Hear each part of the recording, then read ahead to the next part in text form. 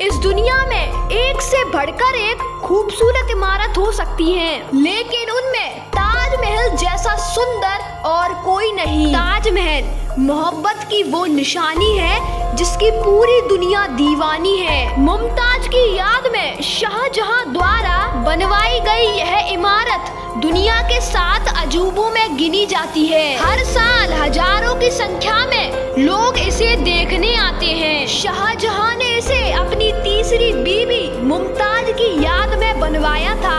मुमताज, जिनका वास्तविक नाम अर्जुमंद बानो बेगम था, शाहजहां अपनी इस बेगम को बहुत प्यार करते थे, परंतु 38 साल की उम्र में वह अपनी 14वीं संतान को जन्म देते समय मुमताज की मृत्यु हो गई। अपनी प्रिय बेगम की मृत्यु से बादशाह बहुत दुखी हुए, जैसे उनकी जिंदगी तबाह हो गई हो।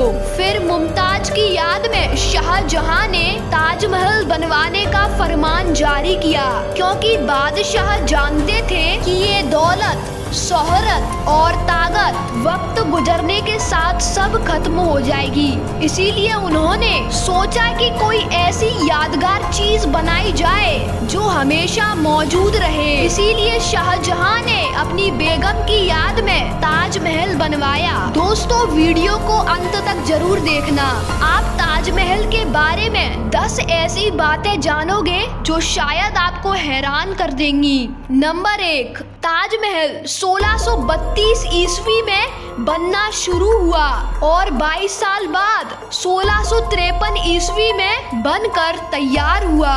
इसको बनाने में 20,000 कारीगर और मजदूरों को काम पर लगाया गया। नंबर 2, ताजमहल को बनाने में हर एक चीज को हीरे की तरह जांच करके इस्तेमाल किया गया था।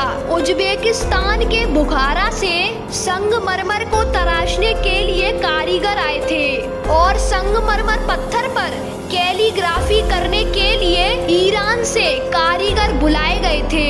नंबर 3, जहां बुर्ज खलीफा की नींव स्टील के बड़े बड़े पाइपों पर रखी गई है, वहीं ताजमहल की नींव लकड़ियों पर रखी गई है। ताजमहल की नींव में लगी लकड़ियां आबनूस के पेड़ की लकड़ियां हैं। इन लकड़ियों की सबसे बड़ी विशेषता यह है कि इन्हें जितनी नमी मिलती रहेगी, ये उतनी ही फौलादी और मजबूत बनी रहेंगी।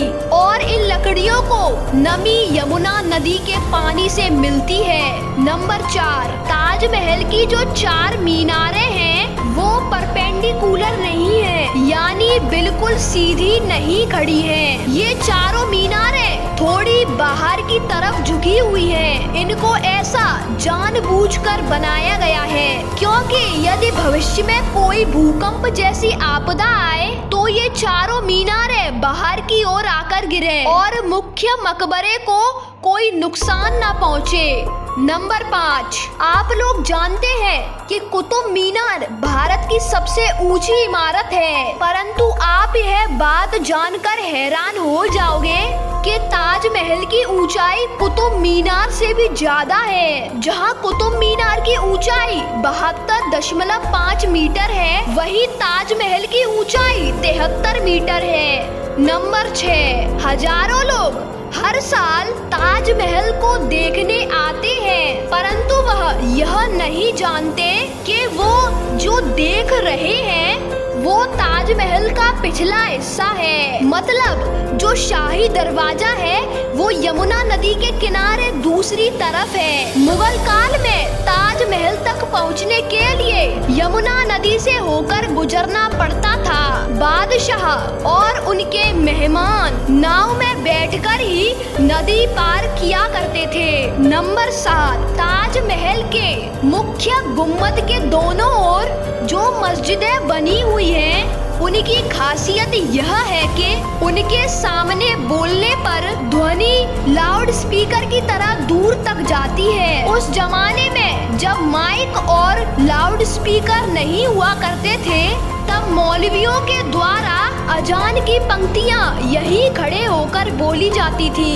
नंबर 8, अगर ताजमहल के कंस्ट्रक्शन की बात की जाए तो इसमें बहुत सारे सेमी प्रीशियस स्टोन यूज हुए हैं, जैसे फिरोजा, अकीक, येमेनाइट, मूंगा, लजवाड़, सुलेमानी, लहसानिया और तामरा। ये सब पत्थर उस समय रशिया, राजस्थान, उज्बेकिस्तान, ईरान तथा इजराइल देशों से मंगाए गए थे।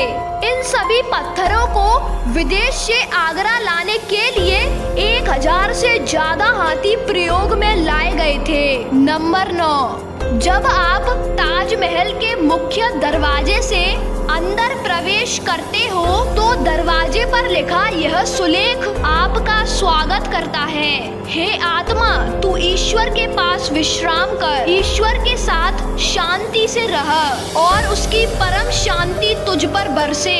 इस कैलीग्राफी को अब्दुल हक ने डिजाइन किया था, जो कि ईरान से आए थे। बाद में शाहजहां ने उसे अमानत उल खां के नाम से संबोधित किया।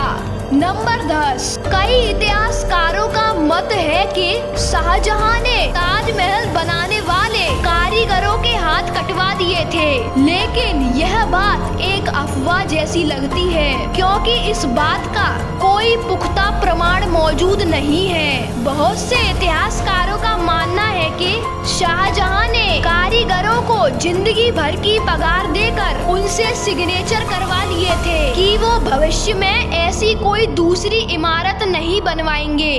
तो दोस्तों, वीडियो कैसा लगा हमें कमेंट करके जरूर बताएं और हमारी ऐसी ही जानकारियों के लिए चैनल को सब्सक्राइब जरूर कर लें। फिर मिलते हैं अगले वीडियो में, तब तक के लिए जय हिंद, वंदे मातरम।